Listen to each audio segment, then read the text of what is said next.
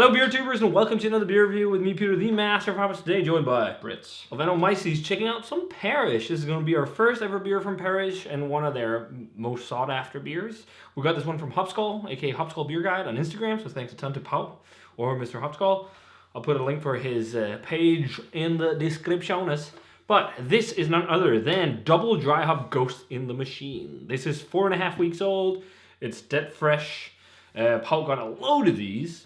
And he was kind of sent one over. So very hyped or well received New England hazy boy, all citra hops. Yeah. Well, how much was it? Something 8.5%. Yeah, 8.5% ABV. And how much per barrel of hops? 8. I don't remember. I can't remember. It was a lot. 8 pounds per barrel. Yeah, 8 pounds per barrel. Yeah. So boatload of hops in here. And it looks like Hopcom. yes. Very milky, very bright, very yellow. Yeah. It looks heavily saturated. Yes. A little bit of a white head. It smells really tropical from here. Yeah. So let's check out the aroma. Yeah. Oh boy, it's pure pineapple juice. Yeah. So much pineapple and passion fruit. Yeah. It is so tropical. Yeah. It's one of the most just dead on passion fruit and pineapple aromas ever. But that's pretty much straight. It's really straightforward. There's also a little bit of dankness to it, but it's super subtle. and orange. Yeah. But it's It smells really good. It's a lot of pineapple. Yeah. And passion fruit. It smells fairly bright. Yeah.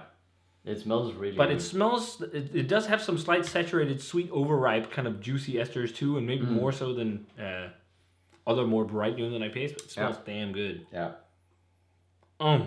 Should we try it? Let's do it. Cheers. Cheers. Thanks for the beer, Hopskull.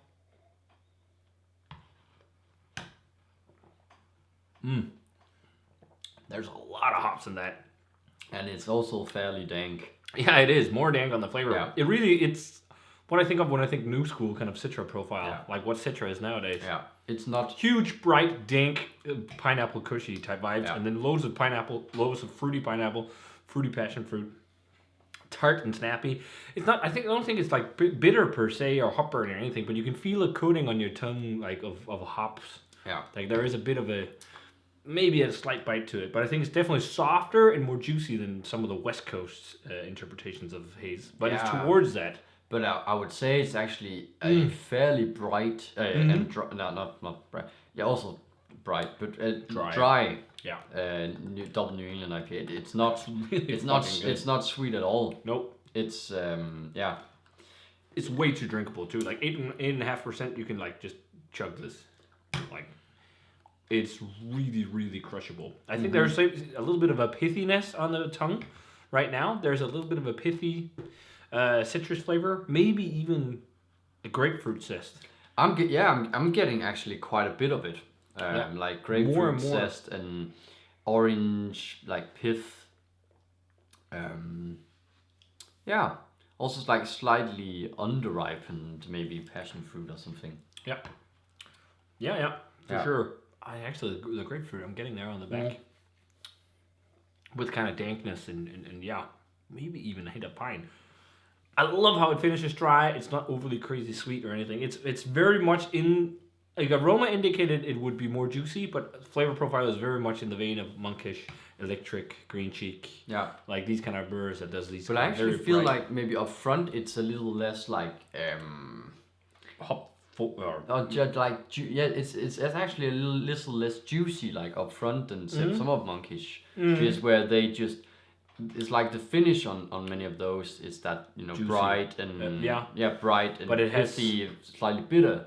Where this, I feel like this has almost dryness throughout. Yeah, that's kind of true. Yeah, but on the tip of the tongue, it does have some of that kind of juice profile, but it's not craziness, and it's that's not super duper juicy. Oh, it's actually maybe more than Electric, because Electric also has less of a juicy profile, at least in the last few beers I've had than say.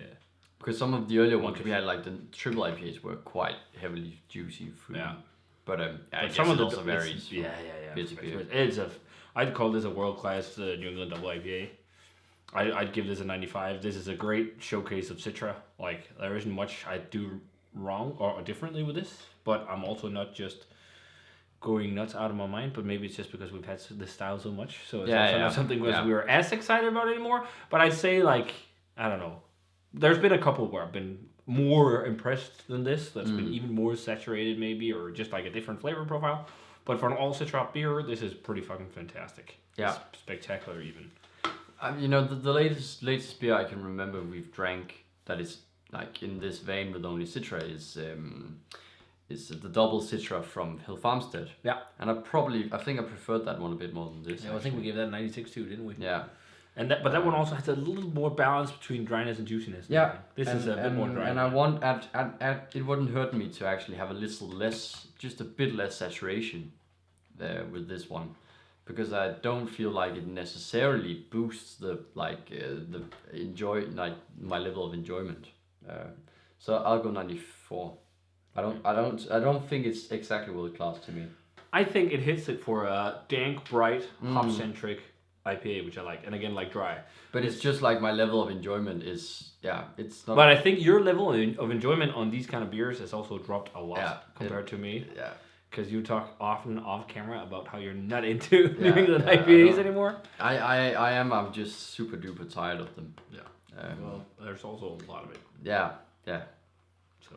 But hey, this was really fun to try. So thanks a ton to Pau for the beer. Super tasty. If you guys had a chance to try Parish's Double Dry Hop Ghost in the Machine, let us know what you thought of it. Really, really damn fantastic beer. Again, availability on this, it shouldn't be fairly easy to get, or fairly hard to get. It should be fairly easy to get, because I think they have a decent distribution, at least of the regular version in the States. And I think it's even been on Tavour a couple of times. Yeah. So, but yeah, really damn tasty. If you guys had a chance to try this, let us know what you thought of it. As always, remember to comment, subscribe, check the Facebook fan page and Twitter and Instagram. Give this video a thumbs up if you enjoyed it, and ring the bell for future notifications about videos and more girls. Cheers! Cheers. And see you guys in another beer review.